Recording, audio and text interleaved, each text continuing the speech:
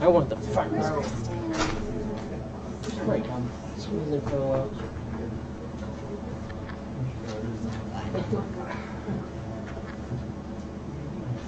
Okay, are we ready to get started? We're ready. Are we ready? We're ready. I want to hear it one more time. Are we ready to get started? We're ready. All right. Thank you, Robert. I can always count on you. We're ready, Freddie.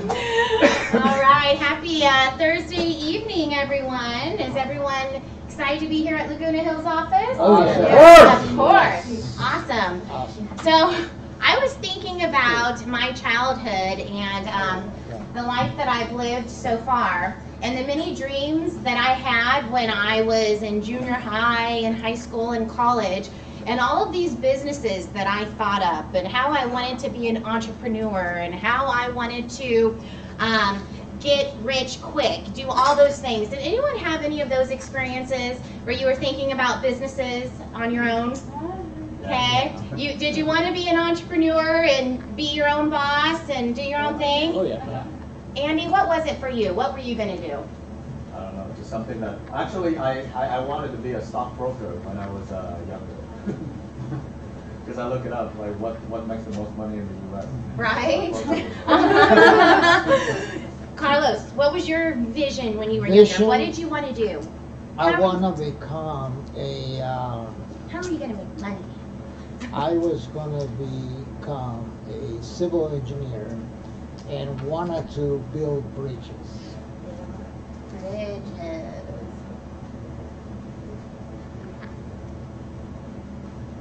Okay. Was that going to be your own business? I wanted to build bridges. That's what Who had a business that they were dreaming of their own? What was it? I wanted to own multiple retail stores. Ooh, what kind of retail stores? Contemporary clothing, fashion, fast fashion. Fun. Let's do it, girlfriend. Let's do it. Yeah, Tom, Oh, that's so come funny. on. I was ready to run an aerospace company.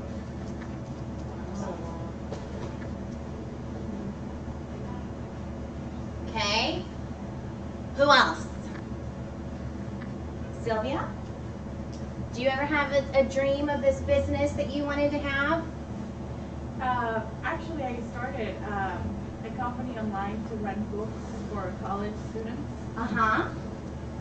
but it didn't go well. That was going to be my next question. Online bookstore. Okay, anybody else? Stephanie, have you had any dreams? to be a movie star. Movie star! Okay. Were these your visions to not get stuck in the rat race of the typical corporate America business lifestyle that I'm still in after 15 years? Was this your vision? Did you see something, maybe did you see your parents struggling? Did anyone see their parents struggling paycheck to paycheck? Erica, you did. What did your parents do? Both of them had full-time jobs with 6 children to support in a home and, you know, send us all to school. Did they get many vacations? Never. Did they We have? never even went to Disneyland. Never I even. don't think my sisters have ever gone to Disneyland. We were just talking about how I put my children in summer camp. Yeah. And I never got to go to summer camp. Did anyone get to go to summer camp? You did. You did. Very cool. All right.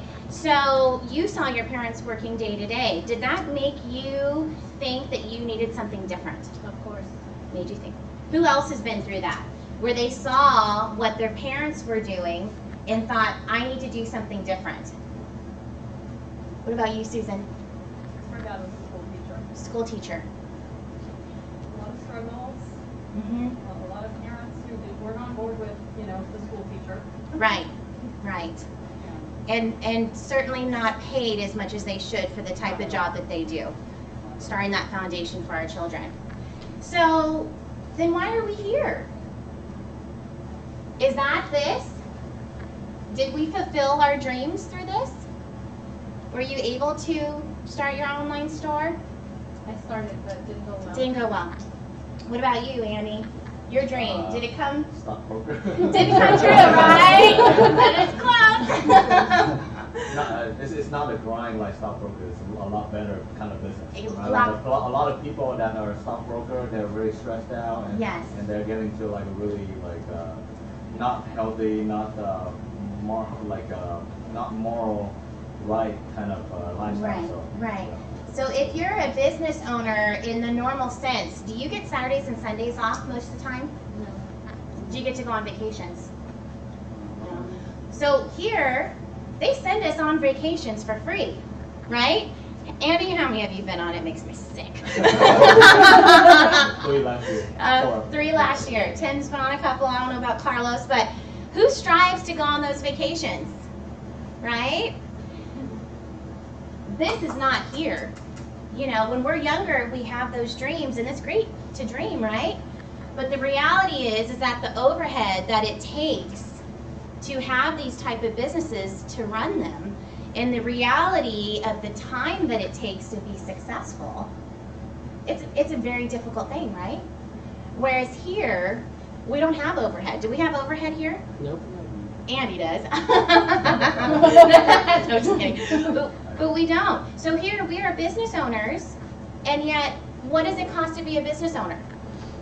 $100. Does it cost $100 to have your own online bookstore? No, it doesn't.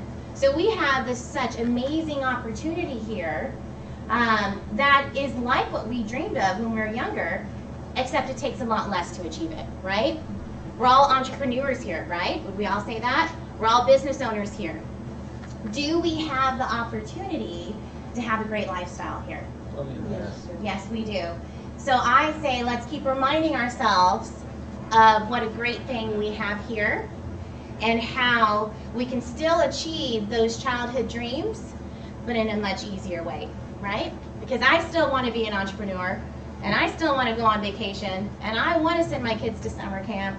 And I just looked at another house. I don't know why I was doing that.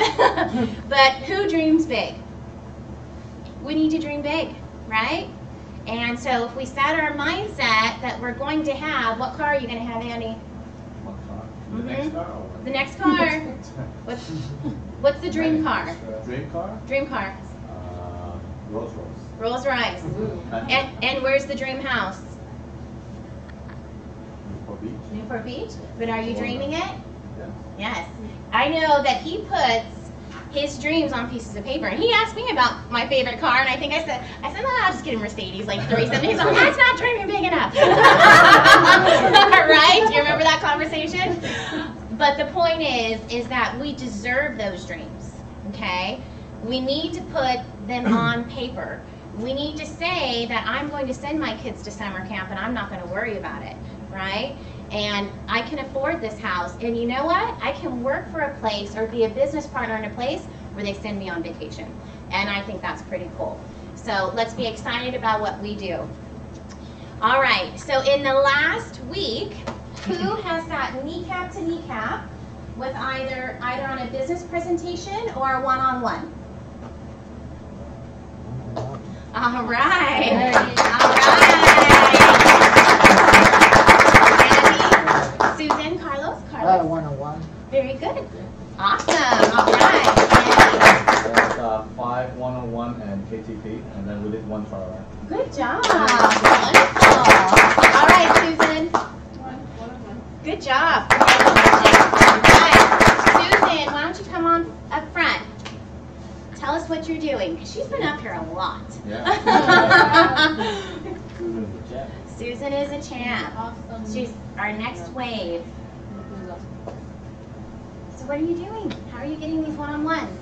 So I sat down with Andy, and we set some good goals, and now I'm just working the goals that we sat down and set to get to where I need to go.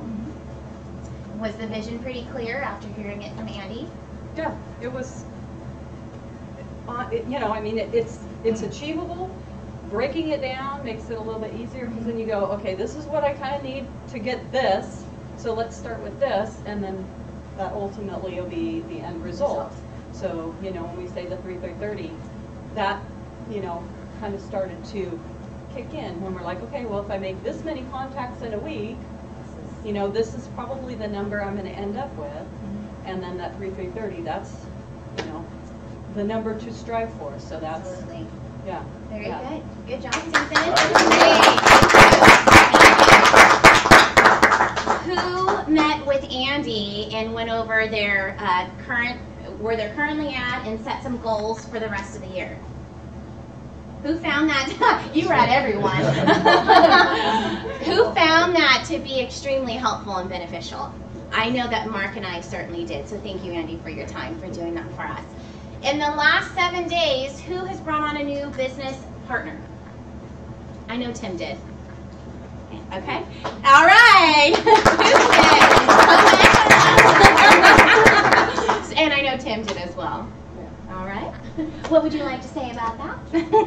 Okay, so part of these goals too was I have friends that I'm close to, but when I presented, you know, the opportunity to them, a lot of them wanted nothing to do with it. And that was a little frustrating, but then I go, okay, so I need to work on the warm market or friendship farm, kind of like when Raja said he got started in the business. I remember he said most of his, you know, initial people he brought in, they weren't close friends and they weren't family members. He went out and he had to do some friendship farming just to build relationships so that he had the opportunity to share the business, and then that's how he got started, and now the man is making millions. No. So We don't mind that. apparently it works. So what I started to do was go back and contact a lot of people that I know from my past that I've developed relationships with in the past, but we kind of go different directions. So I'm reaching out to people that I used to know, and some of them are seeking, like Judy tonight. So we'll see. Good job. Again, thank you. I just had a 2-hour friendship farming conversation over French fries, but hey, I enjoyed those French fries. Let me tell you something. All right, in the last 7 days, who has been studying for their exam or has scheduled their exam? Please stand up. All right, David, where are we at? Still studying, trying to find the open dates still. Okay, very good. Soon? Okay, Okay, I was gonna say June soon or June soon. All right. Good job. All right, Stephanie. I'm taking the frame courses and I'm doing next Wednesday. Good job. Very good. Yay. And Erica. I actually took my test yesterday, didn't pass by like 2 points, but Oh. I know. So close. I'm gonna, yeah, So close. I'm gonna schedule it for Wednesday. Good job. So she's not letting that get her down, right? No. She walked into the test very confident, and she walked out and said, "That's okay, I'm coming back after you," right? She's going to get it this week. Good job. Good job. All right. Do we have any special recognition for tonight? Andy, any special recognition? No. Okay. So tonight we're going to have 2 classes. We're going to have Crusade. If you have only been in Crusade once or maybe twice and you'd like to find out who we are and our mission and what we do, Carlos, our marketing director, who is fantastic, is going to be teaching this class tonight. It's going to be in Lamb's office. So if you have not attended Crusade, please follow Carlos. Okay? So Jason, Antonello, you guys Great. will go to that class. Thank you, Carlos. See you in a minute. All right. And then, of course, for general training, we have our wonderful mentor, senior marketing director, who needs no introduction, Mr. Andy Pham. See, I do a great job? Yes. So, I love your message, right? We have some seats on up here as well, so you guys can move up as well. See, you look lonely. Have no friends. So how's everybody doing? Great. Summer is here, but you guys are here too, right? So it's good, right? Yeah. So, you know, one of the things that we were talking about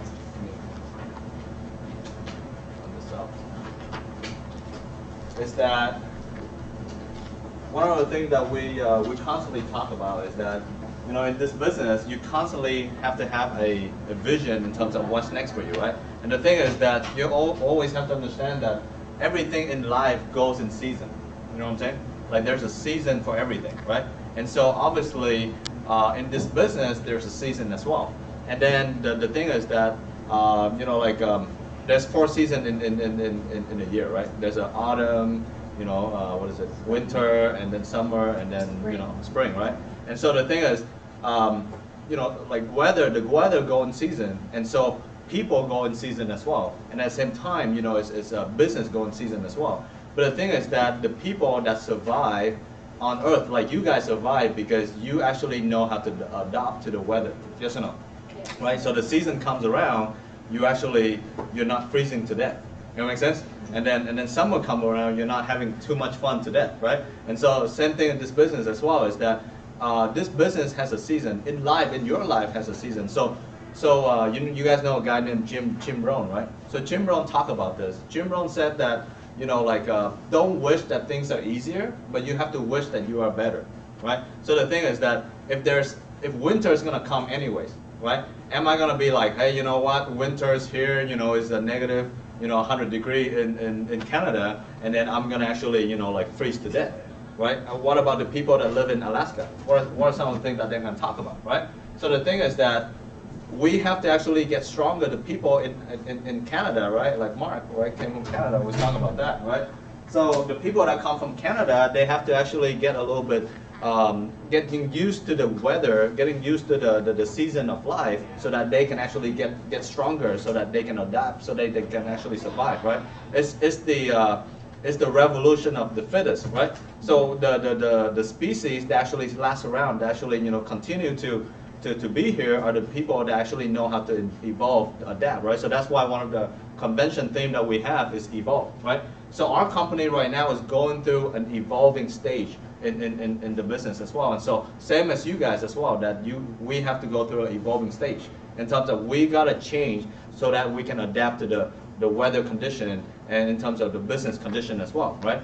So I know that it's the summer and then, you know, people are having graduation and things like that, but you guys are the champion that's actually still here. And you guys are showing up because you guys are actually are serious about your business, right? And that's one of the mentality that's important in this business called the meeting mentality, right? So there's 4 mentality that we talk about that I wanna repeat before I actually go to my main training that I recognize actually prepared today, right? So there's something called a 4 building mentality, right? Builder's mentality. Builder's mentality, right? 4 builder mentality, and I'm pretty sure that you know, like Mark talk about this all the time with his team as well, right? So there's you guys know a guy named Swan Nguyen, right? Swan is actually, you know, he's probably like 60% of the company right now, right? So you talk about 4 builders mentality right now. Number 1, he's talking about the meeting mentality, right? Meeting mentality. In order for you to actually build a big business, you yourself, first of all, have to have a big meeting mentality. What does that mean? That means that you don't expect your teammate to show up unless you constantly showing up. That makes sense? Like regardless of what's going on, right? I mean, there's a lot of things that can actually drag you or distract you in the business, but at the same time, you're always going to show up to the meeting so that you actually set a good example for your team later on, right? So the first one is meeting mentality. And the second thing that we talk about, what kind of meeting that we're talking about, right? So we're talking about, number 1 is the weekly meeting, right? Weekly meeting. So that's the BPM, right? The BPM on Thursday night, and then Saturday morning, right? Saturday morning. So weekly meeting, right? And then we're talking about the quarterly meeting, right? Quarterly meeting. So that's our Super Saturday. Super Saturday. Super Saturday, right? How many of you guys signed up for Super Saturday already? Awesome, right? So that's some of the things that you actually can actually get yourself to the next level. First of all, you gotta sign yourself up first, And then the next key is that you gotta actually mobilize your team, right? So I was talking to some of the associates, and I was setting goal with some of the associates that came over to my house, right? So Susan's one of them, right? So I'm talking to her about, hey, you know what? In order for you to grow your business, you gotta grow your business from event to event. First of all, you gotta sign up yourself to go to the big event. And then secondly, you gotta create a void in your business so that you can actually mobilize people to the big event, right? You guys know that every single event, and Mark's been doing this for quite some time, and he knows too, is that one of the things that helped me at the beginning to have a business mentality, because the most of the thing is most of the time the people that transition from being employee to a business owner, one of the things that's stopping them from being successful in this business is because they're in the entrepreneurial business with an employee mindset.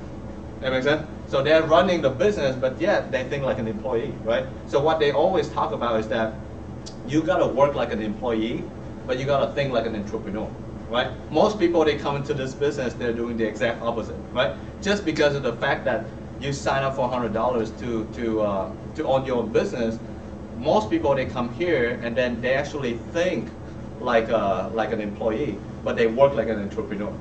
That makes sense? They work like they're already financially independent, right? So that's actually the opposite of the successful people that actually in WFG at the beginning, right? So at the beginning, even though that you think like an entrepreneur, meaning that you're investing in your business, but at the same time, you gotta work like you're an employee, right? You gotta work like you're the highest paid employee in your team, in your organization, right? The other day, I actually, giving an example, right? For example, let's say you guys go out and you own a business, right?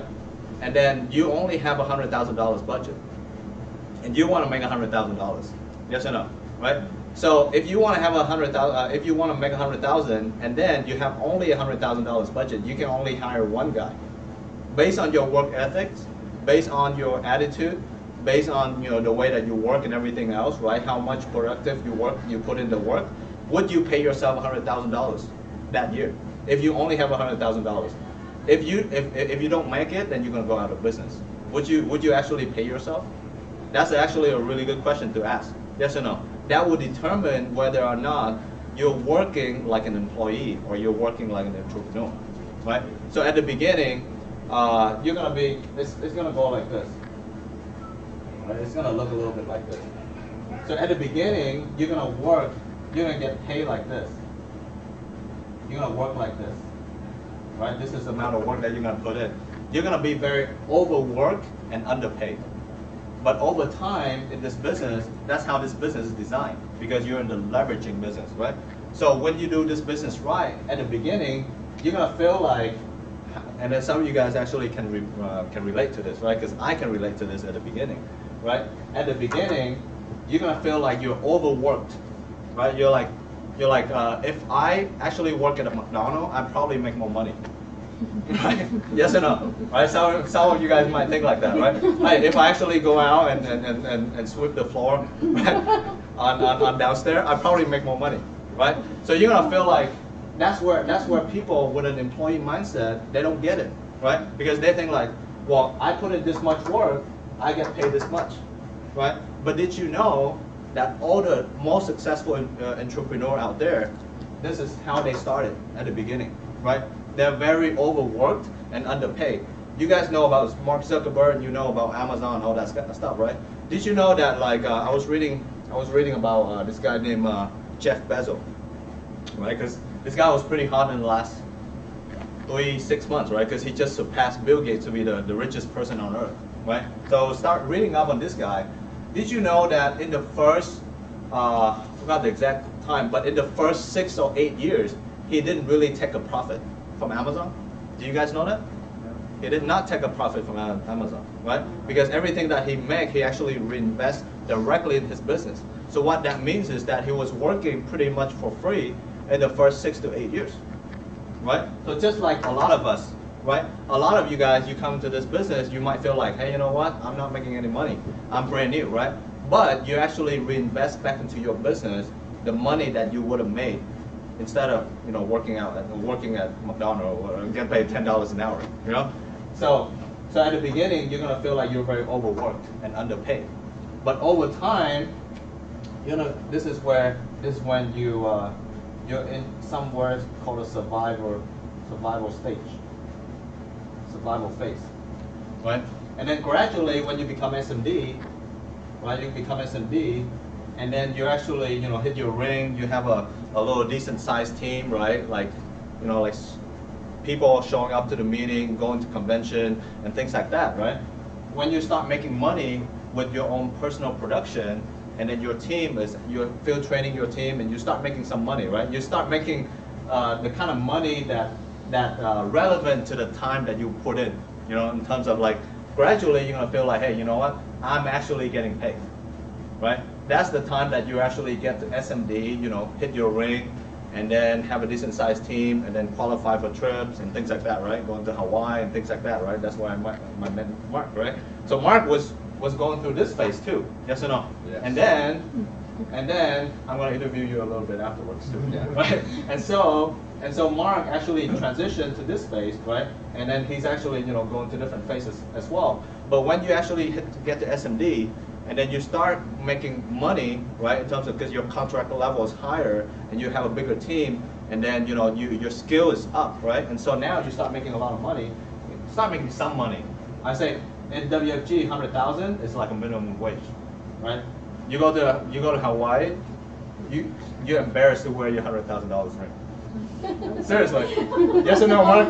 Like, I didn't wear my ring. I didn't wear my ring when I go to Hawaii, right? So you go to Hawaii, you're meeting all these guys, right? They're like making a $500,000, right? $250,000, $500,000, $1 million, right? And you're like wearing your $100,000 ring. You're embarrassed, right? So in WFG, when you actually get to this level, $100,000 is actually a minimum wage. But that's when you feel like you actually start getting paid for your time. But the thing is that you have to go through your survival stage before you can get to this stage that you're actually getting paid. Because that's when your skill set is there, that's when your mindset is correct, right? And then that's when you actually start having a team. And then this phase, and the next phase is you're gonna be in the phase that you actually, succeeding, right? Winning, succeeding, right? Succeeding phase. Succeeding phase. This is the phase that the business getting a little bit easier for you, right? In terms of you actually having a bigger team, right? Your work is gonna be here, and then your pay is gonna be here, right? You're gonna be surprisingly overpaid, right? Am I there yet? Not yet. I'm still here, right? But at the same time, I'm working over there, right? But I mean, our mentors, they're there, right? Like David, like Q, like Guillermo, they're actually there, right? If you look at their paycheck, they're surprisingly overpaid. In terms of they're getting paid, they have no idea where the heck the paycheck comes from. That makes sense, right? So they're very at the beginning, but every one of them, they can tell you that at the beginning they're very overworked and underpaid. And then over time, they go through this phase. And then right now they're in the succeeding phase where they have a hierarchy, right? They're EVC, CEO, EVC. They're very underworked, and they're very overpaid for what they do, right? Guillermo can take off for a month and still make $100,000 a month, And then, matter of fact, he doesn't know anybody. If you pull up the commission statement, he doesn't know anybody on the commission statement. He doesn't know any clients, right? That's when you know that you're very underworked and very overpaid. But because the fact that you go through these two stages, that actually gets you there, right? So a lot of us, we have to, in order for us to get to this phase, we have to be mentally strong enough to get through the survival stage. Because a lot of people, they want to be here, right? Like, people want to go to heaven, but they don't want to die. That makes sense? Yes or no? We don't want to, right? Everybody want to go to heaven, right? But yet they don't want to die. The thing is that you have to go through this phase to go through the transition that shape your mindset, that shape your skill set. And then you're going to go through some challenges in the business, right? I have challenges in the business. David has challenges in the business, right? And then I'm pretty sure that Mark go through challenges in the business to get to where he's at right now as well, right? So that's why we have respect for the people that get to SMD, that get to EMD. Because the fact that there's no easy road to success, right? So Mark, let me introduce, interview you a little bit, right? Sure. So how long? I mean, tell us a little bit about your story from in your survival stage. When you're really overworked and underpaid. Do you want me to be honest? Yeah. Let's talk about it, right? Today we talk. I mean, today I wanna talk. I'll draw you some pictures for you. Right. So it's a joint training. Okay. So I started in 2005. Right. Okay. I'll be completely honest with you. Okay. So 2005 is when I started the business, and basically what happened is I hated my job. I was a private investigator. I hated my job. I was making $100,000 a year. Okay. So I needed to get 3 licenses. You had to get life and health, you had to get Series 6, and you had to get 63 before you made any money. Okay, this was a dilemma for me because I failed my life license the first time. Okay, and I needed to get through the 6 and 63, but I was like a lot of study. So what I did is 5 months into the business, I quit my $100,000 a year job. Wow. Don't recommend doing that. Okay. Never give up your primary income source without successfully creating another. Okay, so these are all valuable lessons you should have done. I was a private investor. I could have kept both, but I was like, jobs I hated anyway, so I quit my job. Okay. Well, also at this time, what happened in 2007? Real estate started crashing, right? Well, I owned multiple real estate properties. I owned a 5-plex in Florida. Okay. Okay, a 5-plex in Florida. I owned a property in Las Vegas, a luxury property over a golf course. Okay, I owned a property in Pasadena. Okay, and the 5-plex in Florida was the biggest. The Vegas and Florida were the biggest hit properties as far as real estate values crashing, and basically these things just started eating me alive. Okay, like eating me alive. Okay. And it literally was like every day I didn't know how I was going to survive in the business. Like every single day. I didn't have a warm market. So I would have quit my job even though I didn't have a good warm market. And so that was brutal. What I did is I ended up with a credit line from one of my houses, and they didn't close it when I moved. So I had a $70,000, $80,000 credit line. I just started living off that sucker. Okay? And so basically, yeah, it actually took me from, I mean, worse than that. I signed a lease on a 5,000 square foot office right here. I did this all at the same time. We signed a lease here on a 5,000 foot office, okay, and we had 4 partners, okay, 4 SMBs, 5,000 square foot. The mortgage was $9,000 a month. Peak of the real estate market, real estate was very expensive, so I quit my $100,000 a year job. My real estate was eating me alive, and we had 4 partners, but what happened is 2 of them quit because of the Great Recession. So me and Michael Coleman were on the hook for about $4,500 per month, okay? So, well, this basically literally ate me alive for 6 years. We were stuck in that lease for 6 years. So from 2007 to here, we were hemorrhaging, me and Michael Coleman. We were just like, I don't know how we survived, okay? And it was eating us alive. So there's a lot of lessons in this. Well, one, don't quit your job too soon. Get some good coaching before you ever open up an office. I mean, don't sign it, you know what I mean? But anyways, we made a lot of mistakes, me and Michael Coleman, but, you know, then there was so much pressure, you know, divorce came, you know, it's major financial problems, you know what I mean? That came and that sort of thing. But, you know, all that really sucked, but honestly, I don't regret it. It was like, I'm a very tough person today, you know what I mean? Like, okay, not a whole lot really bothers me. I'm like, oh, really? That's tiny compared to what I went through, you know? It's like, you know what I mean? So, but all that stuff. Now today, I've got, you know, 7 SMDs, okay? My sister's one, my niece's one, my nephew's one. My niece, who's 25, she wrote enough business last week to make $50,000 last week. 50 grand, and she's 25 years old, right? I haven't really worked in about 2 months, okay? Money just rolls in all the time. You know why? Because I worked on what's called who knows what multiple streams of income is? Multiple streams of income.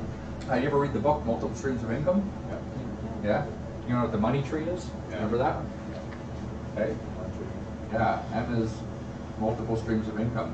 And he basically talks about in that book that when you're looking for a business, what you need to find is what's called multiple streams of income. Okay? But he says it can't be just be one business where you're selling something, it has to be multiple streams of income. Okay? Well, I started selling mutual funds, right, when I came into business. Okay? Because you had to get a 6 and 63 at that time, so anytime I'd make an insurance sale, I'd set up a mutual fund, every time with no exception. Okay? So I've got literally 500 residual income streams there just on mutual funds. Okay? Today, I'll do an IUL and a Transamerica Betterment account. Okay? Sometimes I'll throw a Roth IRA in there, whatever the client, whatever's best for the client. I don't care, because all the policies that I set up for the mutual funds and the Roth IRAs, I not only was getting the residual, but I made sure they were funding something every single month. Okay? Then Alpha came along, right? Where you can set up investments through text message. You guys know that? Huh? Transalpha. Huh? Transalpha. You guys have to be Series 65 licensed to do that. Okay. So what I do with my team is I basically say, look, I'll set up all your Alpha accounts, but when you get to be SMD, you get your 65, I'll give them all back to you and you'll get all the residual income. Okay? So I get notifications every day, probably 3 or 4 times a day, of people opening up investment accounts, and I'm not there. Okay? I don't know who they are. I don't know who most of my clients are. Okay? Well, then I've got, obviously I've got bonuses and stuff like that. Okay? I've got my personal production. Okay? But except if you were to exclude, I've got my renewals. Okay? Renewals. Now, if you were to exclude, if I were never to write a personal production, I make $20,000 a month, pretty much, if I don't do anything. That's awesome. Okay, is that good? So that's very overpaid. It is. Right? No work. Yeah. No work. Continue to pay. I could work 3 hours a day, kind of casually, and the business would still grow, and I'd eventually get it to $30,000 a month and $40,000 a month, and you know what I mean? But am I going to do that? No. Okay. You know what's fun? When you work, when you get paid, when you work, and you don't have to, it's way more fun. Right. It's way more fun. I'm telling you, all that struggle, and you won't have to go through this. I hope you guys won't have to go through this, because you know, this sort of thing. Don't make those mistakes that I made or whatever. You may not have to go through the adversity, but if you do, embrace it. Okay. You guys know Cash. People call him, and they go, "Man, I'm going through this adversity." Cash is like, "High five! High five! Really? Really? Awesome!" Because you're becoming tougher, and the tougher you are, the bigger you're going to win in business and that sort of thing. So let me interview you. So you said you signed the lease with Michael Coleman, right? Yes. That 5,000 square feet office. Yeah. You have $9,000 $9,000 a month in rent. Yeah. You and Michael Coleman are the only two that left in that, right? Where's Michael Coleman right now? Huh? I mean, where's he in terms of SMD and income? Yeah, Obviously, Michael Coleman makes $80,000 to $90,000 per month, whether he gets out of bed or not. Right. And who is he overriding? Myself, Cash.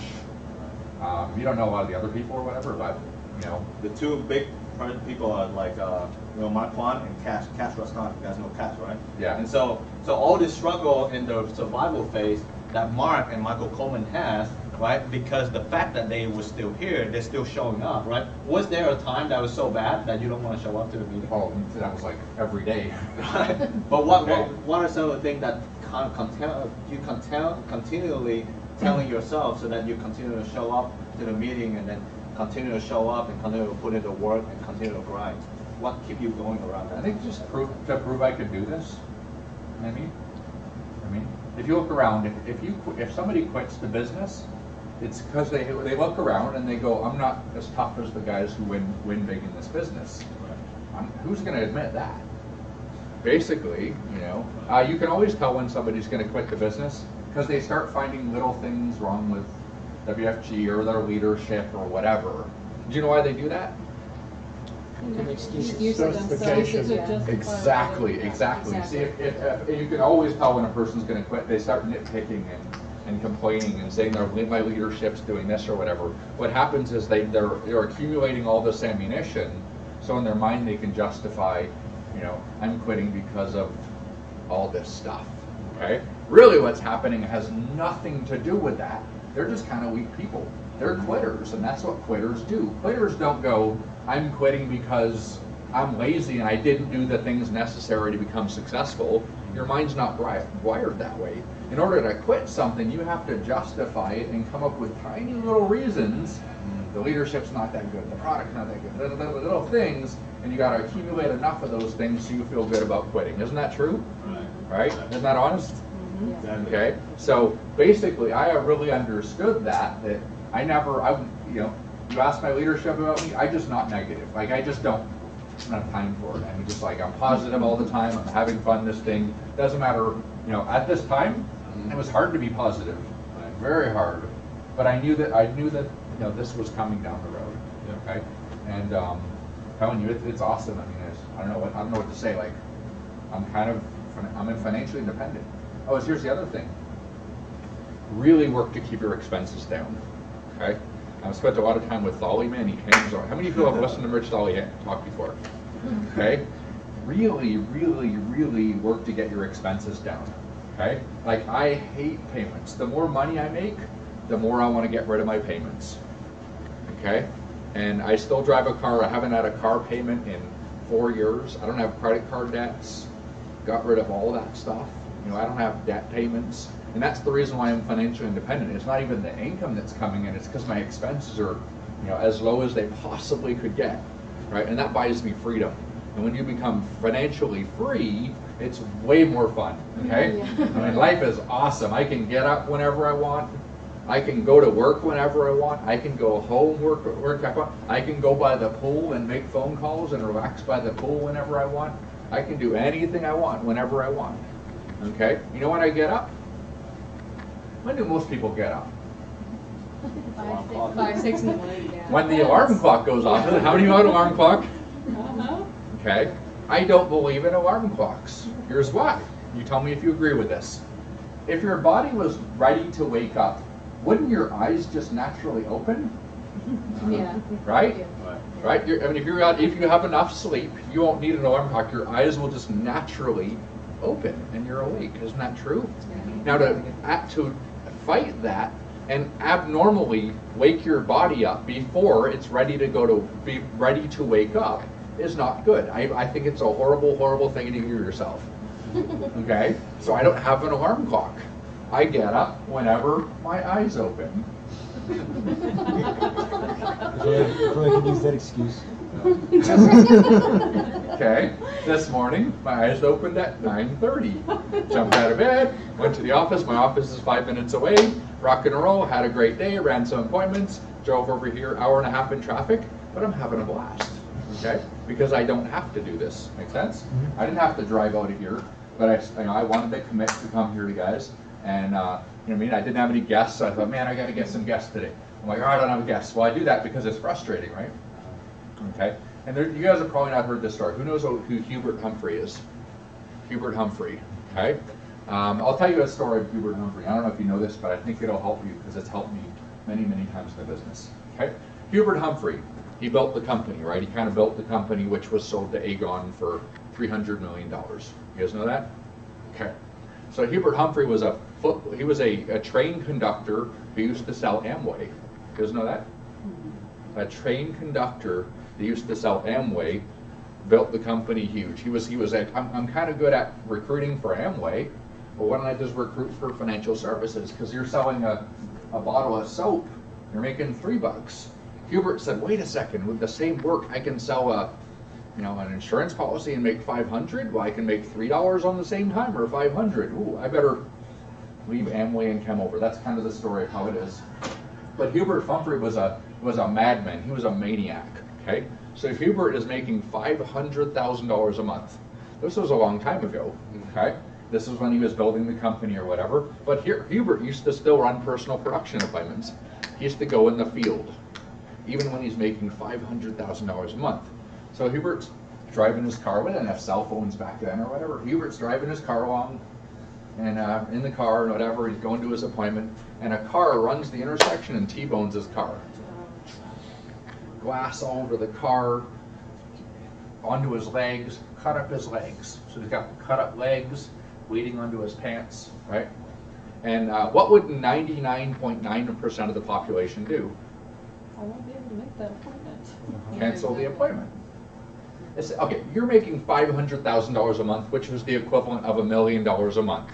You get into a car crash, what are you going to do? Buy a new car. Go to the Go to the hospital.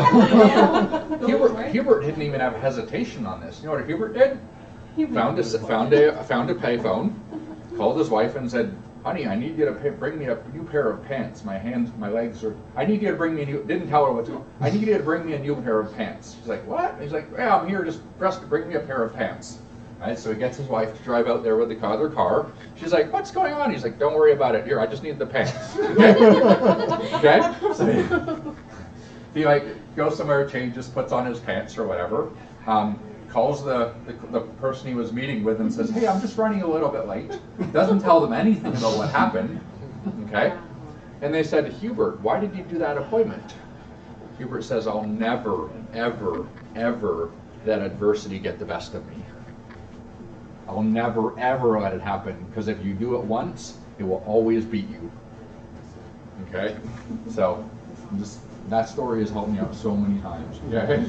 So, just never let adversity get the best of you. You said that you get adversity and you back down, adversity is just going to keep coming back to you. And you'll always be a quitter, because anytime there's a little bit too much adversity, boom, you quit, and it becomes a habit. Okay? But Hubert Humphrey was an animal, because he said, "I will never, ever let adversity get the best of me. Ever." Make sense? So, I mean, that story has helped me out so much. Let's give Mark a hand, right?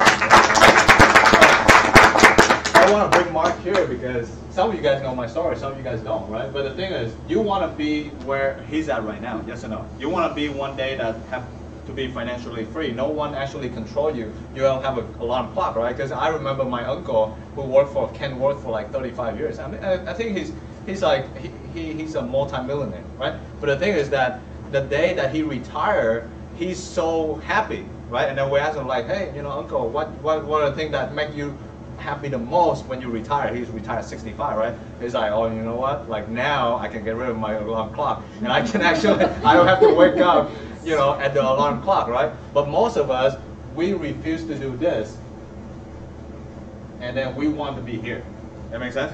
So it's a lot of process that we have to go through, you know, like certain amount of process depending on what kind of price you pay in WFG or outside of WFG, right? Because the thing is, this was something that I heard from all the speakers, right? The people that actually made it in WFG, if you've been in WFG, you know, like, and Mark can tell you guys this too, if you've been in WFG 10 years or more, right, you're gonna make it, right? The thing is that, do you have enough grit to actually stay in the business for 10, 15 years, even though along the way, adversity is gonna hit you?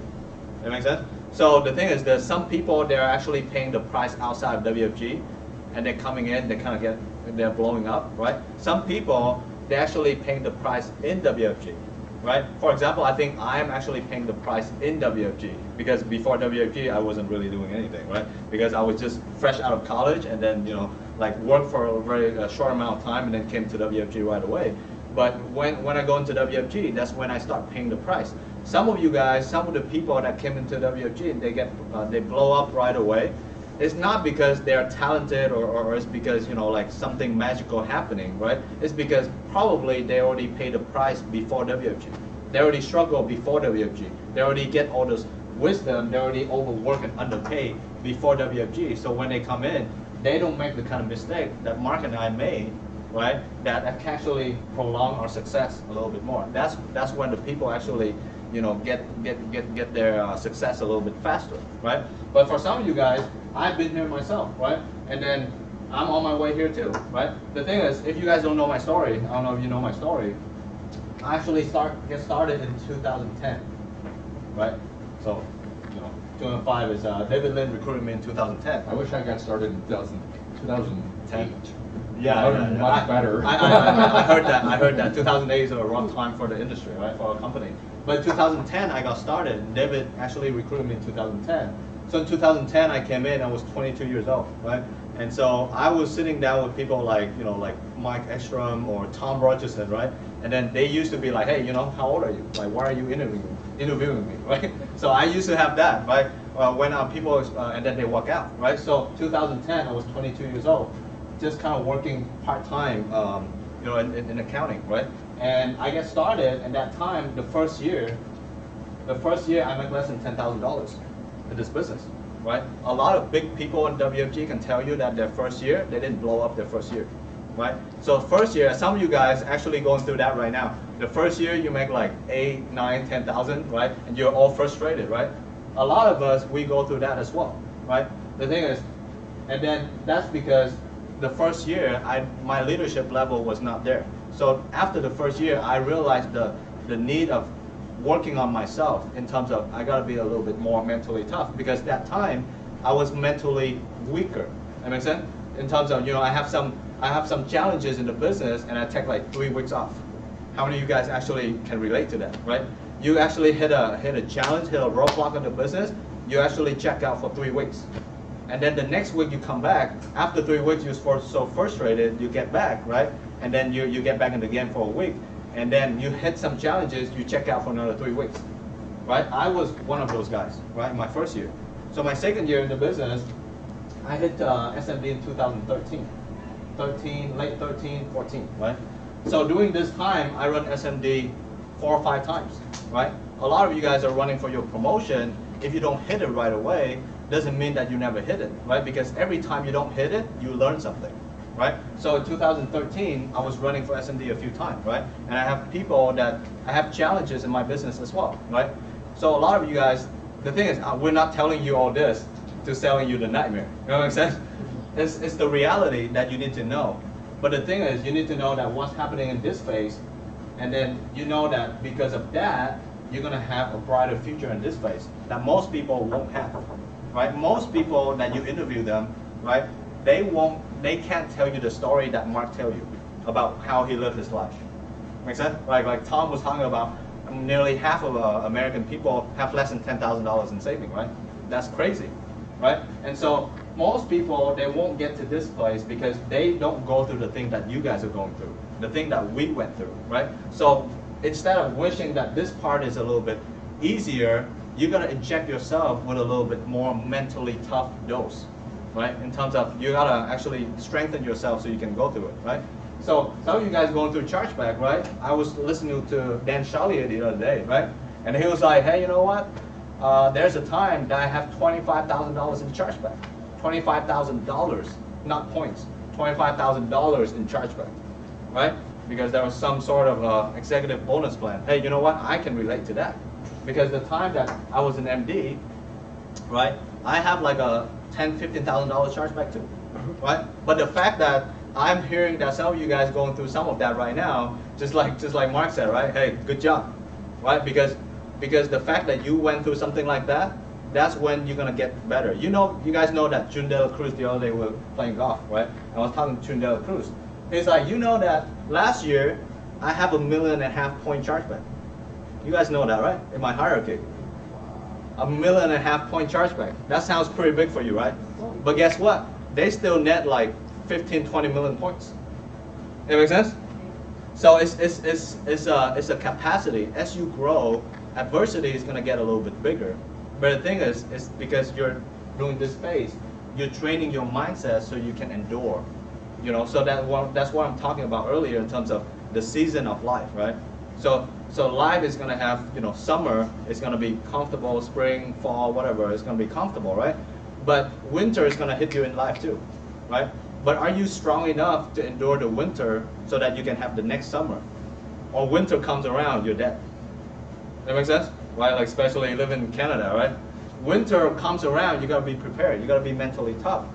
So if you don't pass your test, if you have some chargeback, if you have your teammate quitting on you, things like that, you gotta endure so that you can actually go through this phase, right? And then 2013, I hit SMD, but at the same time, 2014, early 2014 to July, to around July 2015, right? I was completely out of business. Why? Because I was not as privileged as some of you guys, right? I wasn't born here.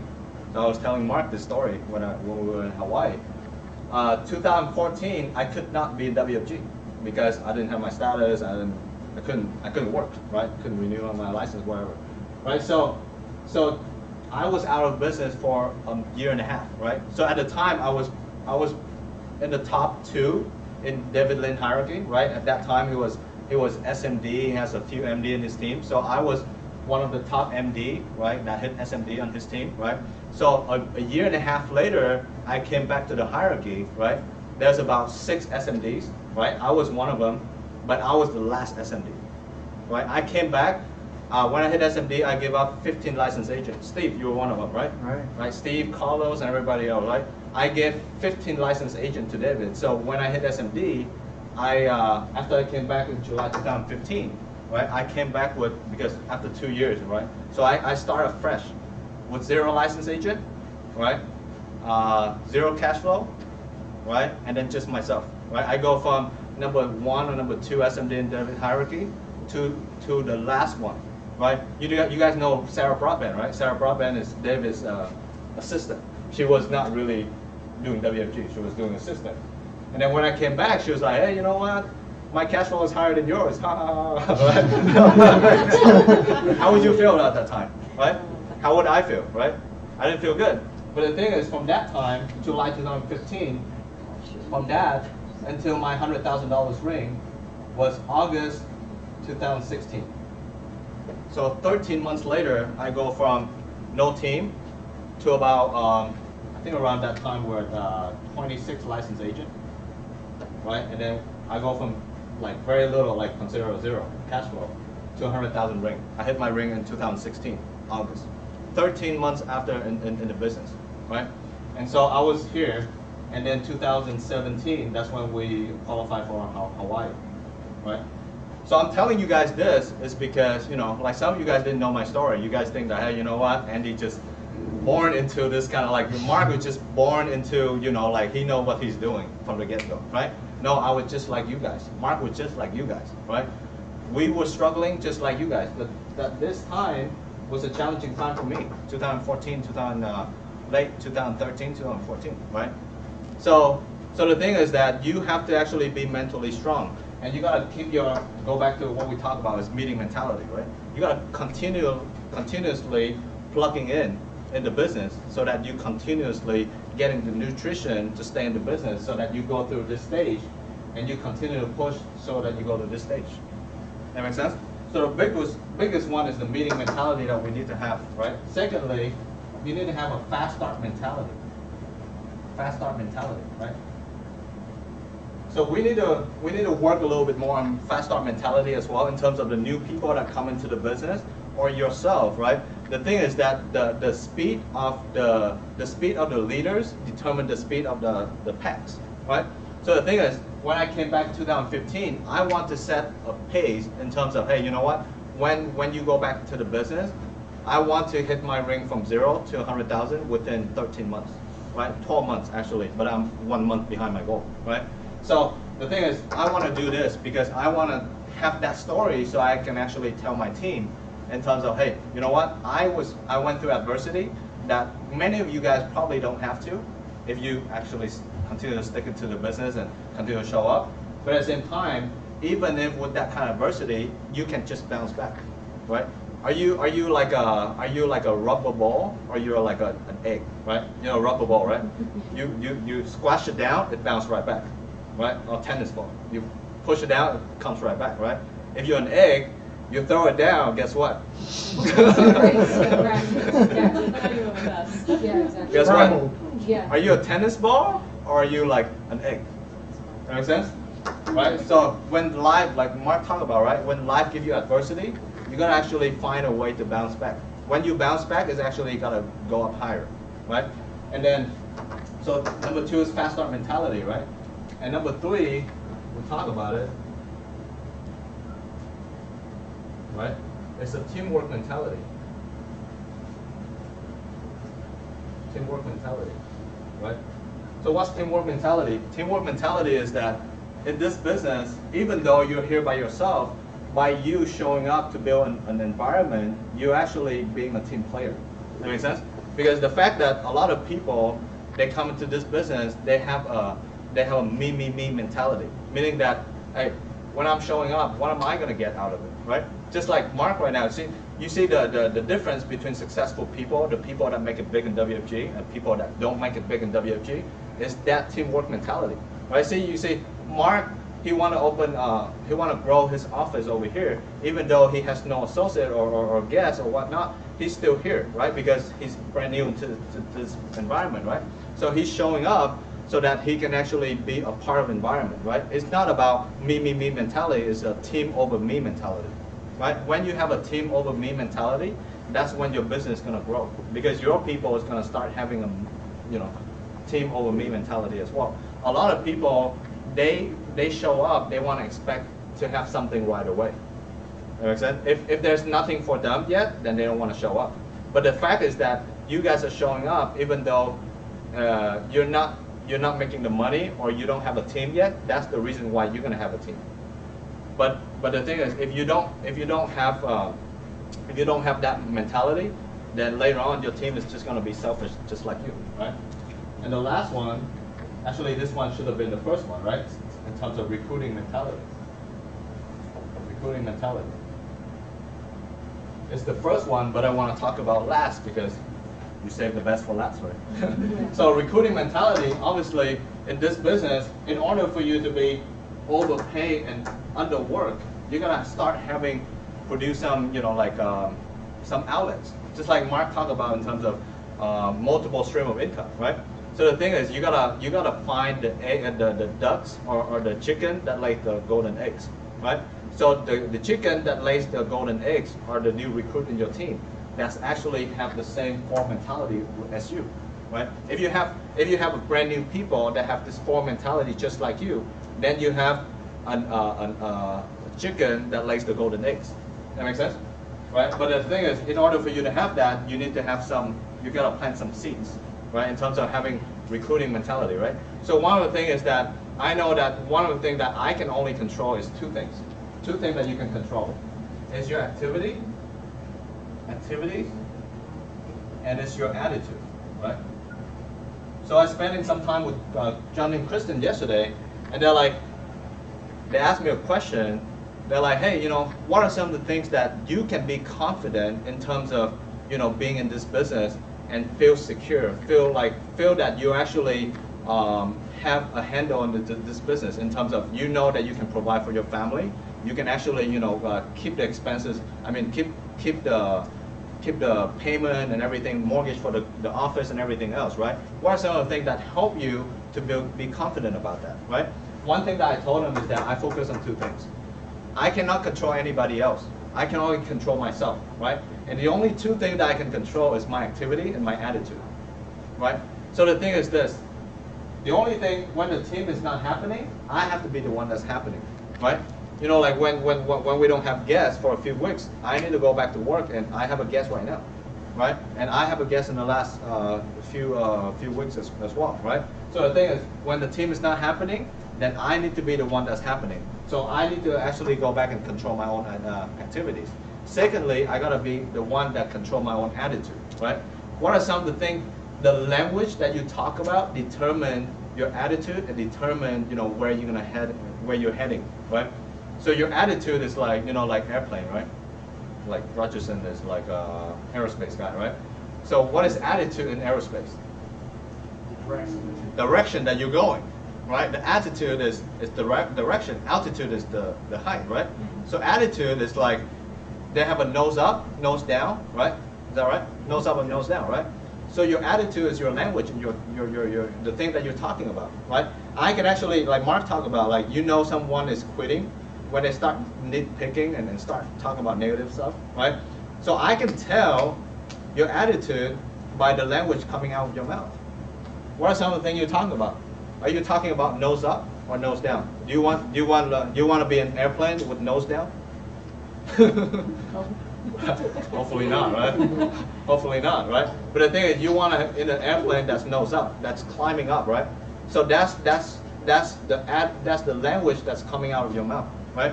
What are some of the things that you talk about? Are you constantly talking about things that's not happening in your business?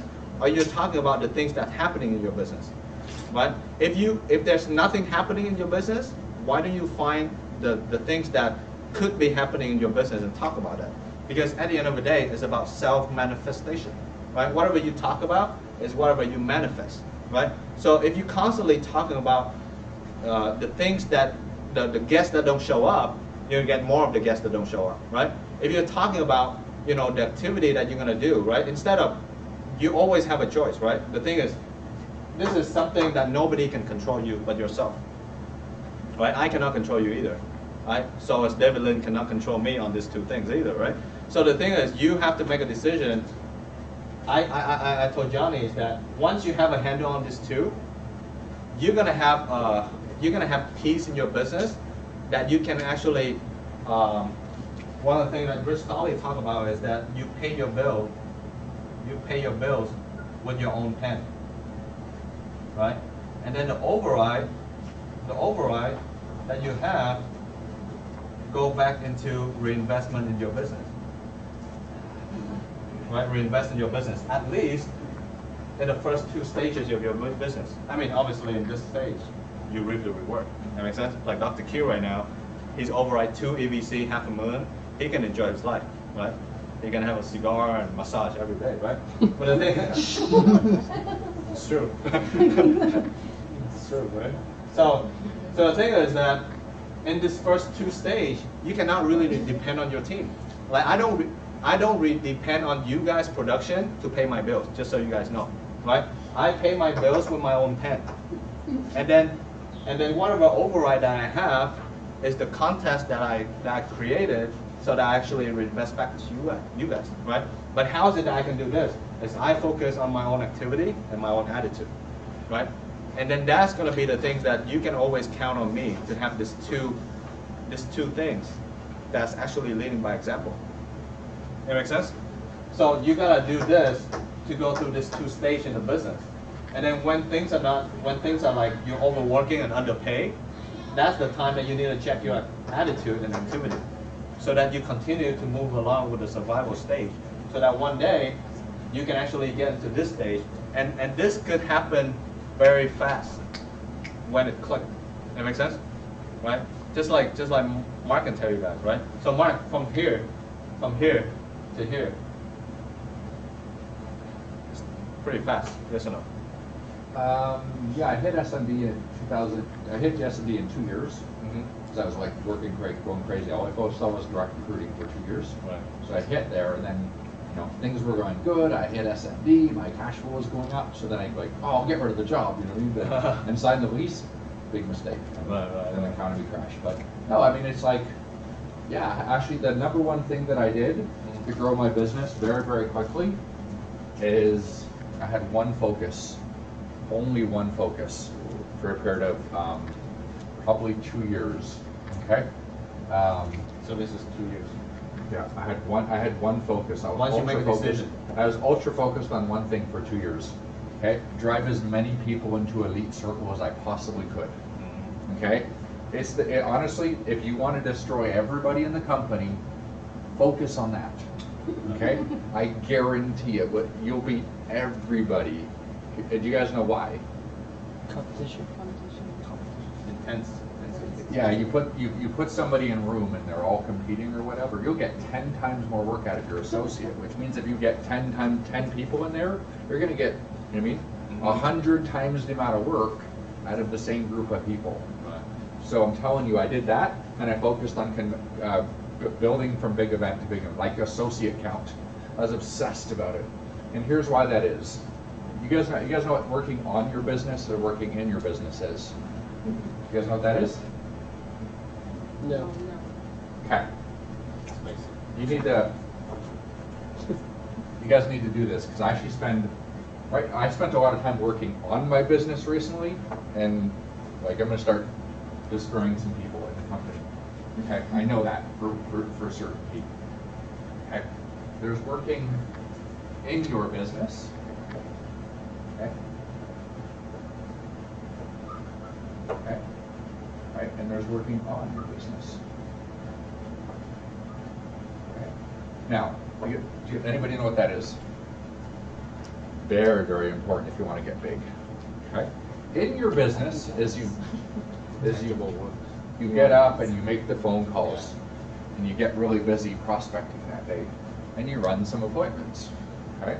And you think, man, I'm going really fast. Okay. The next day comes, and what do? You prospect some people, you make some phone calls, you run some appointments. Okay. Well, a year can go fast pretty quickly, can it? Yeah. Okay. And then at the end of the year, you go, man, I didn't get my goals this year. So what do you do next year? You do the same thing. And you expect a different result. Okay. That's working in your business.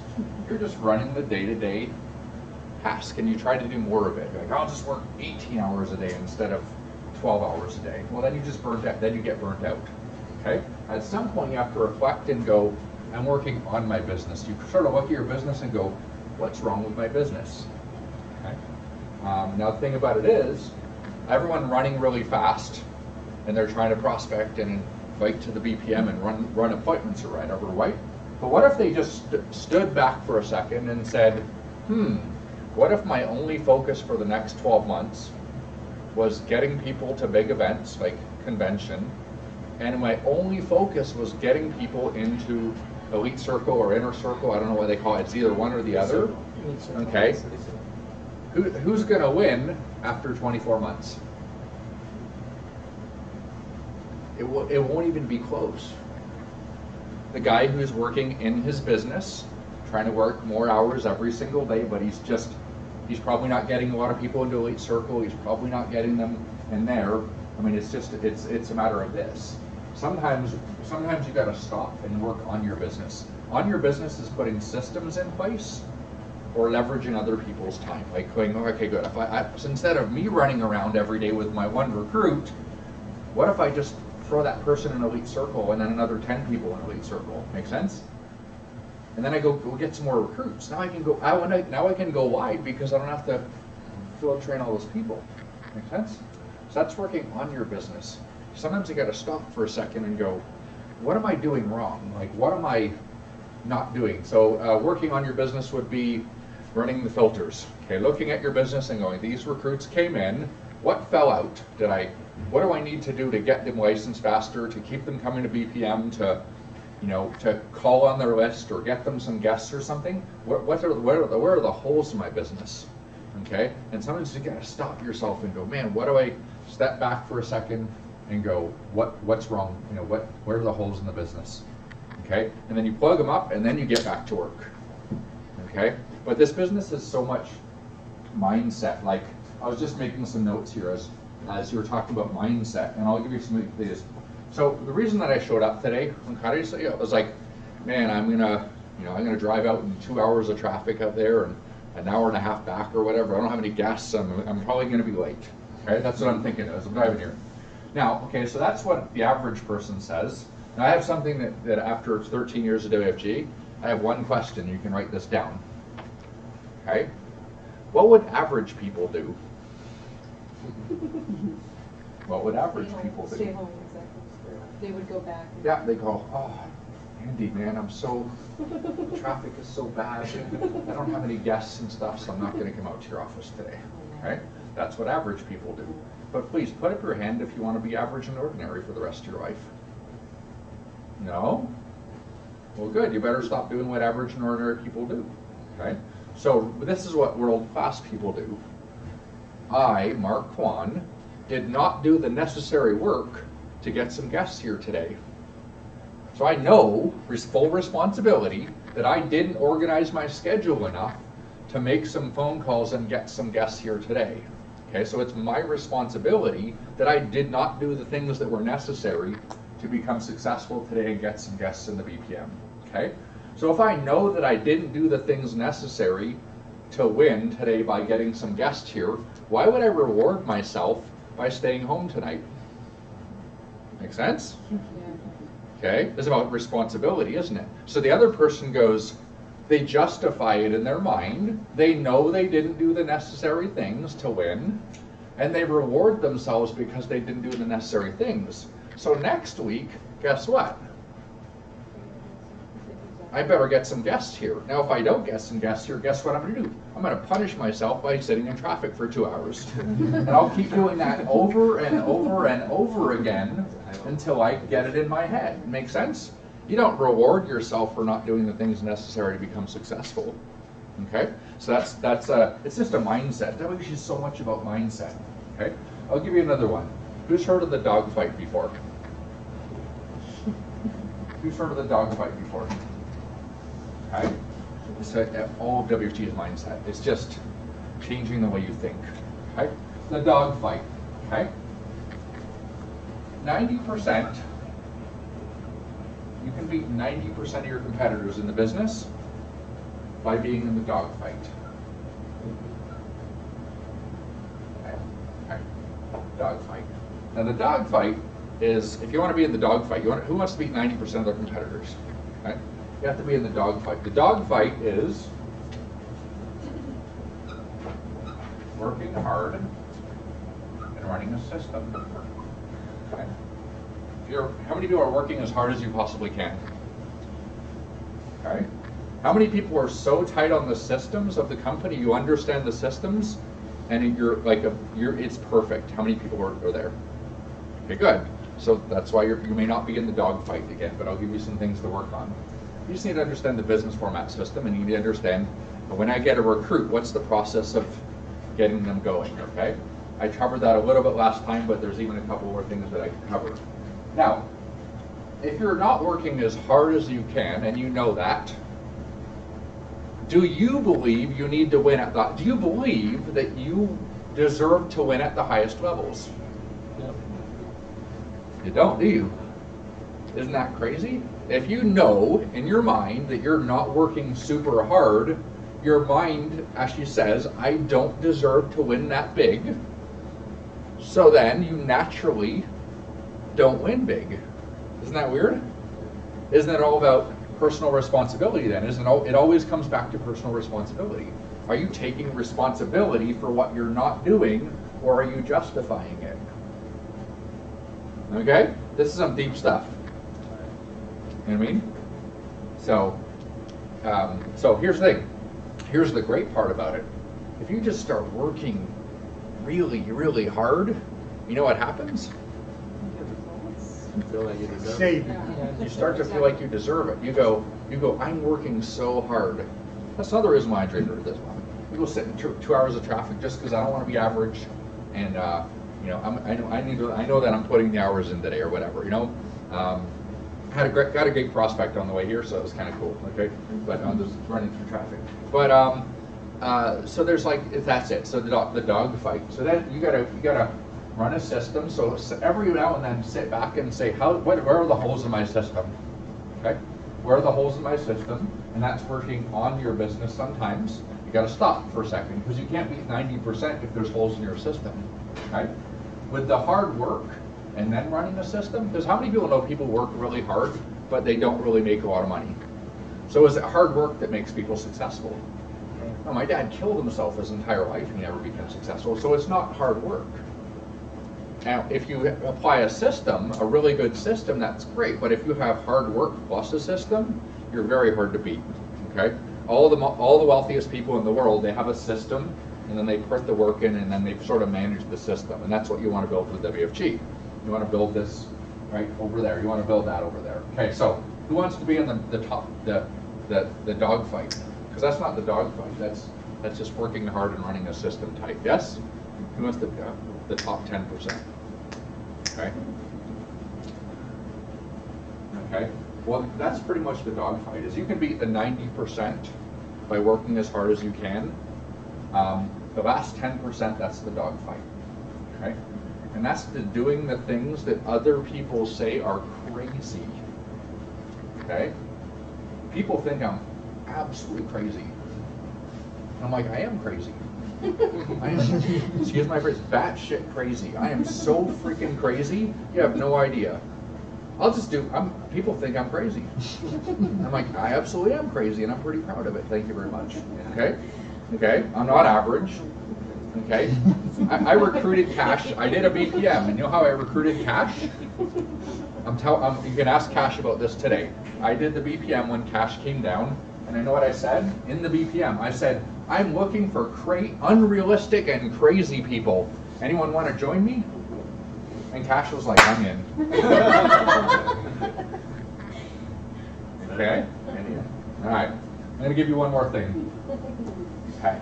And it's actually, it's one of the biggest principles that I've ever had on success. Okay? And it comes from Robert Kiyosaki. But I put it in the closing of my book. This is actually the final manuscript for Top 10 Ways to Avoid Taxes, which was great. You know why this came about? Because for a month, I couldn't work in my business. So guess what I did? I worked on my business. This will be the most profitable month that I've ever had in WFG history, right? Because I stopped working in my business, I couldn't go run and do appointments. Best thing in the world that's ever happened to me. I said, what are the holes that I need to fix in my business? And now we're just starting to get some cranking, and I'm getting some momentum for my team. So I'm going to lead the closeout in the book. Okay. So this is about not paying taxes, by the way. Okay. All the legal ways you can avoid taxes. Okay. If I told you could make $50 million in your life and not pay taxes, how many people would agree with me? Okay. I can show you how to do that. Okay, I should run a class on this here. By the way, I'm not sharing this with our rest of WFG. Okay, I'm not sharing it out of my team. But this guy's like a brother from another mother. So I mean, it's also sharing.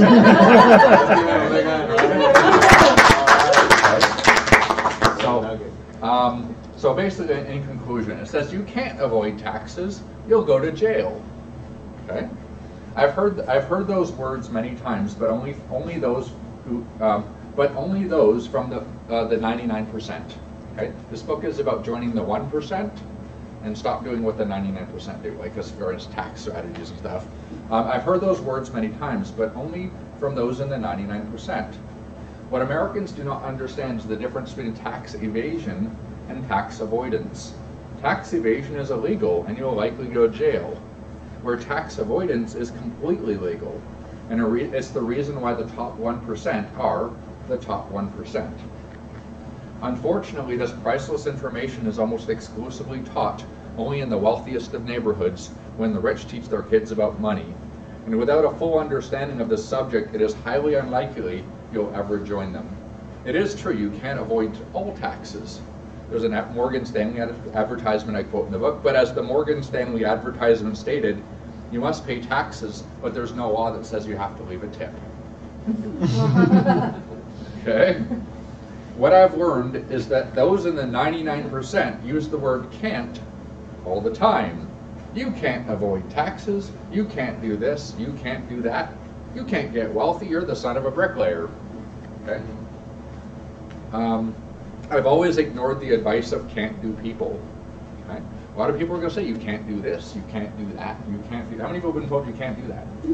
Everything's you can't do that. You can't avoid taxes, blah, blah, blah. I'm like, really? Well, let's see. Yes, I can. Okay?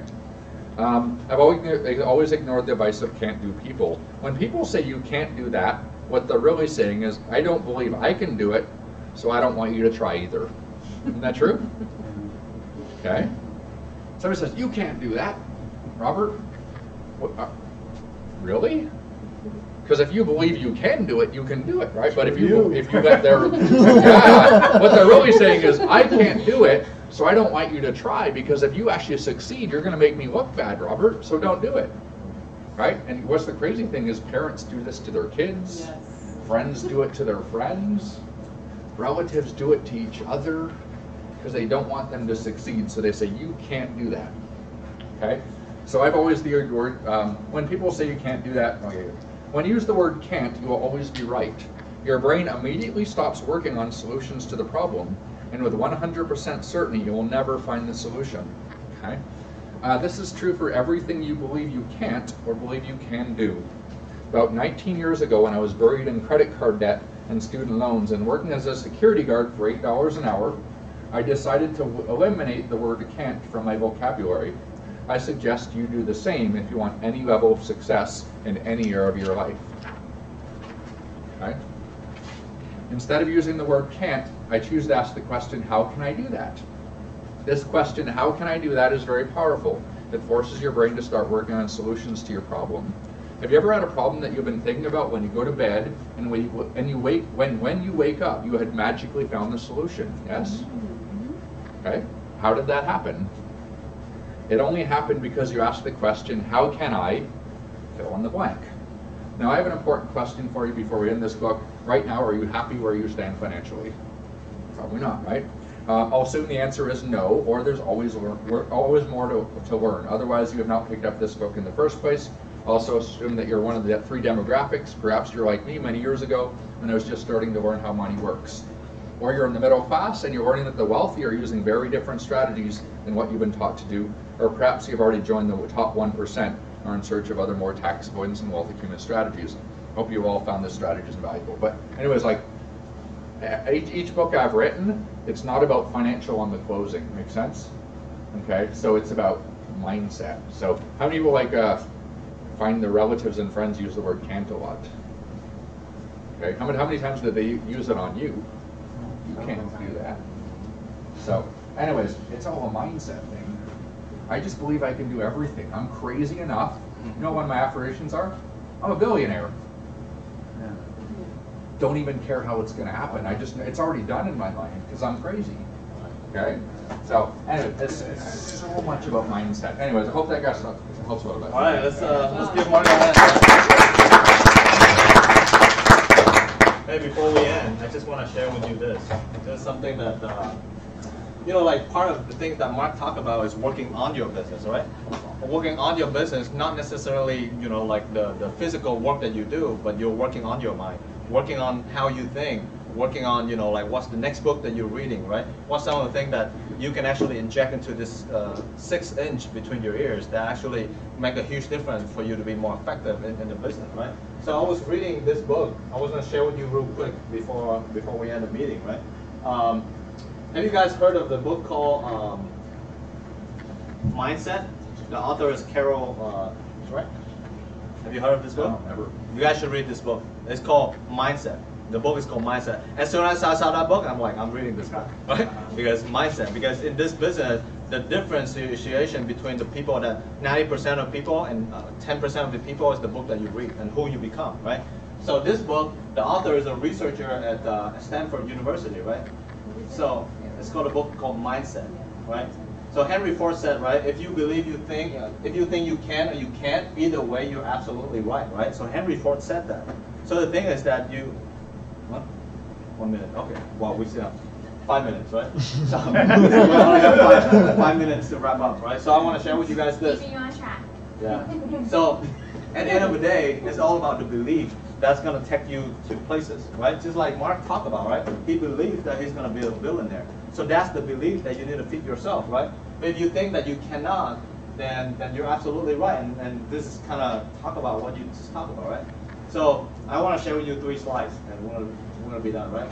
So fixed mindset, there's 2 types of mindset. There's a fixed mindset and there's a growth mindset, right? Fixed mindset, people believe that their quality are fixed traits and therefore cannot change, right? These people document their intelligence and talents rather than working to develop and improve them, right?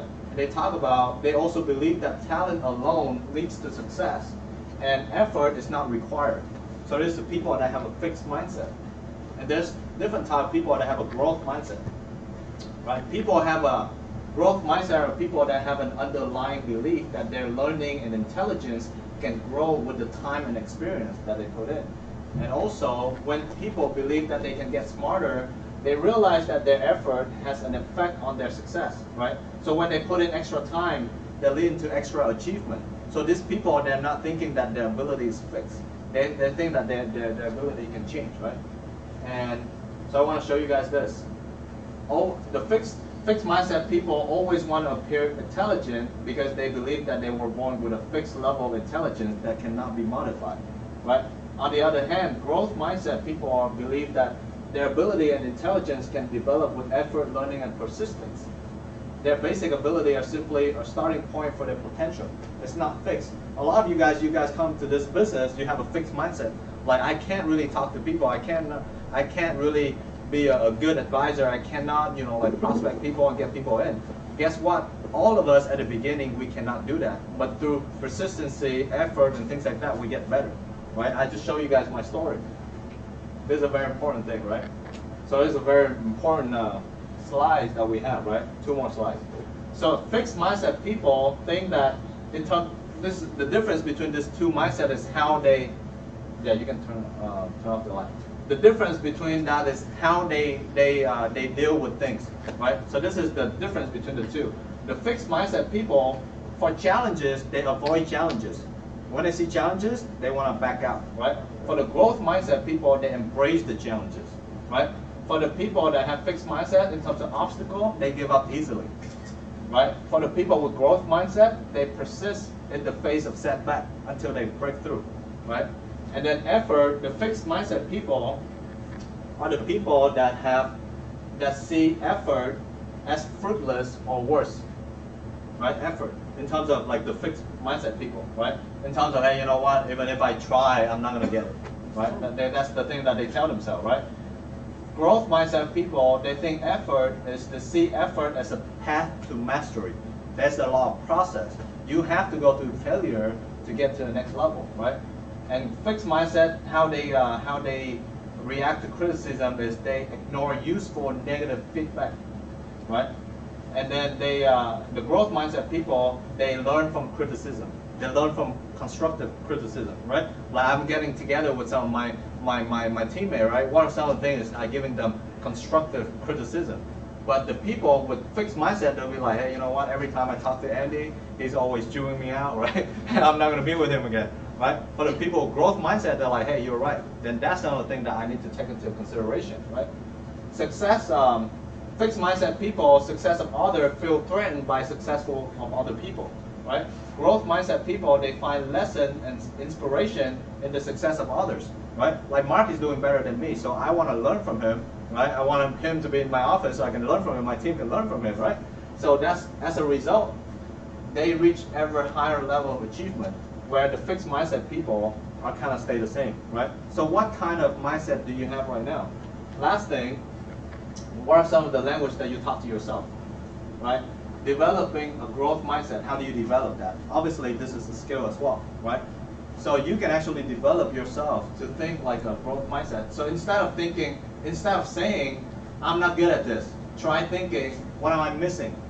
What am I missing that get me to the next level? Instead of saying that I give up, try thinking, I'll use a different strategy in terms of getting to the next level, right? The way that you didn't work, why don't you try something else, right? When you try to find a way until you actually become successful. Instead of saying it's good enough, try thinking this is really my best work, right? I've got to this far, well, what can I do that's better, right? Is this my potential, right? Instead of saying I can't make this any better, try thinking I can always improve, right? And then instead of saying this is too hard, try thinking this may take some time, right? It's a lot of process, you're accepting it, you're taking personal responsibility, right? Instead of saying I make a mistake, try thinking mistakes help me to learn, right? Instead of saying I just can't do this, try thinking I'm going to drain my brain on how to do it. A lot of you guys are restricting your mind in this mindset. I just can't do it. Well, guess what? When you train it long enough, hard enough, you can actually change, right? A lot of people are like, oh, you can't teach what the old trick, new dog. I mean, new trick. Old dog, new tricks. Old dog, new tricks, right? Say my ESL kicked in, right? So that's right. So instead of saying that I'll never be that smart, try thinking that I'll learn how to do this, right? Instead of saying that plan A didn't work, try thinking there's always going to be plan B, right? If things don't work out, well, try something else. Instead of saying my friend can do it, try thinking I will learn from them, right? So that I can actually do as good as them or even better down the road, right? So I mean, some of the things that they talk about, this is like, you know, like years of research and experience that actually, you know, what kind of mindset do you have right now? If you have a fixed mindset, you can actually change your mindset, train your mindset to be a growth mindset if you wanted to, right? So that's why you guys are here. That's why you guys are learning from Mark and everybody else here, so that you can actually get yourself to the next level. Sounds good? So can everybody commit to some of the things that we talked about in terms of continuously, stick to it until you get the job done, right? And then no matter what kind of adversity that you're going through, you gotta stick to it. You gotta actually, continue to weather, go through the season of life, so that you actually, mature in the business and then get to the next level. Sounds good? All right. So let's give Mark and also Carlos and myself a hand. Right?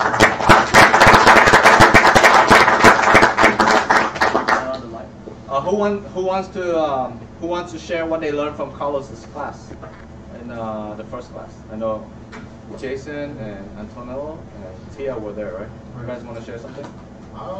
It was actually more of an eye-opening to what you guys do on a daily basis and what your challenges you guys are facing, and kind of an idea of what the products you are actually handing out to the customer. The values in the marketplace. Benefit the customer. Yeah. Right. Do you see the values in the marketplace that we create? Oh yeah. Okay. No, yeah, Awesome. It's better for the family too, for the future. Right. Exactly. You guys are covered. Exactly. Let's give Carlos a hand, right? Yeah. How about the rest of you guys here? What did you guys learn from my training and Mark's training so far tonight? Anyone want to share? Susan? But initially, there are frustrations. You've done it. We're going to experience it. You're going to work harder at the beginning with a whole lot of nothing coming in. But that's just the groundwork. You're laying the groundwork and you're going to grow. And ultimately, you stick it out, you will see the results of your effort finally coming through. And then that's the constant learning. Right. And then going, hey, if this isn't working, plugging the holes, figuring out why my business, isn't where I want it to be, and working on the business instead of in the business and running around like a crazy person. Awesome. Yes. All right, let's give Susan a hand.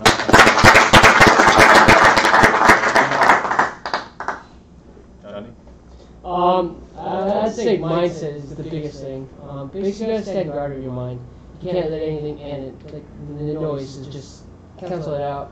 And basically, not let adversity get you down. Just like Hubert Humphrey, how he just still went to his appointment because he wasn't going to let adversity get the best of him. Right. So we shouldn't let the adversity get the best of us. All right, awesome. Let's give Johnny a hand. So a few announcements before I wrap up the meeting, right? So we have a Momentum Monday on June 23rd. I mean, not Momentum Monday, Super Saturday on June 23rd, which is not this Saturday, but next Saturday. We're gonna be in Buena Park Holiday Inn, right? So we're gonna have an awesome event. We confirmed that that you guys gonna have lunch, right? So finally, we confirmed that we have enough ticket commitment from you guys that we're gonna cater lunch in, right? So it's gonna be pretty awesome. Mark, you invited if you have a chance on that day, June 23rd. Yeah, so yes, put it out there, right? So June 23rd, we're gonna have a Super Saturday, and then some of you guys are gonna be speaking, get recognized with our team and Neil's team as well, and then we're gonna be the first Super Saturday that we're gonna cater lunch in for everybody, right? So it's pretty different, right? So if you guys haven't got your ticket, get your ticket. It's $30 per person, right? So it's gonna be from 9 a.m. to 4 p.m. right? You guys encouraged Mozone start at 8:30, so you guys come out there and then mingle with different people, and then we start at 9. And then next Momentum Monday is June 18, which is next Monday in Embassy Suite in Brea, starting at 9 o'clock for SMD and then 10 o'clock for associate. You want to go there and mingle and get your names out there in G hierarchy. So with Guillermo hierarchy, every month we have a meeting. So we have about 300-400 people there every month. And then we have a registration for convention, right? So if you guys haven't, I know most of you guys are registered for convention already, but if you haven't done that, then you need to actually talk to the person that brought you into the business and get to convention, right? Because convention is one of the things that you work on your business, right? Like one of the things that you need to do is work on your business by going to big event. And more importantly, how many people on your team is going to go with you to Vegas, right? Last year we brought about 23, 24 people to a convention and came back. We have an explosion afterwards, right? So everybody's have their mindset fixed, and then they actually go to work, right? So this year we our goal is 50, right? Right now we're a little bit short on our goal. We're only at about 28, right? So now we gotta, you know, like the last minute, we gotta really run fast, right? So the people that haven't registered for convention, if you don't know what convention is WFG this last year did about close to $1 billion in revenue, right? So that's a pretty big deal, yes or no? But the company is gonna shut down the entire company for a week to get everybody to a convention, so you know how important that is, right? A company of this size shut down their whole company for a week to actually go to a convention. So if you want to change your life, you gotta get to a life-changing event. Sounds good? So can all of you guys actually commit to look into it? Right? If you haven't registered, you didn't register for a convention ticket. That's why. Sounds good? You guys want to add anything? Mark? All right. Sounds good. So let's stand up. Let's wrap up the meeting, right? Let's do super whoosh, right? So for those of you guys who are new, right? Super whoosh, we're gonna do whoosh, boom. Then we're gonna say June bloom, boom. June bloom, boom. June bloom, boom. Okay? So whoosh, boom. June bloom, boom. Okay. All right? Okay. Get ready. Turn on the music after this. All right, so let's go. Loud, okay? Whoosh, boom, June, boom, boom. All right. Hey, we're. We did it. Cheers.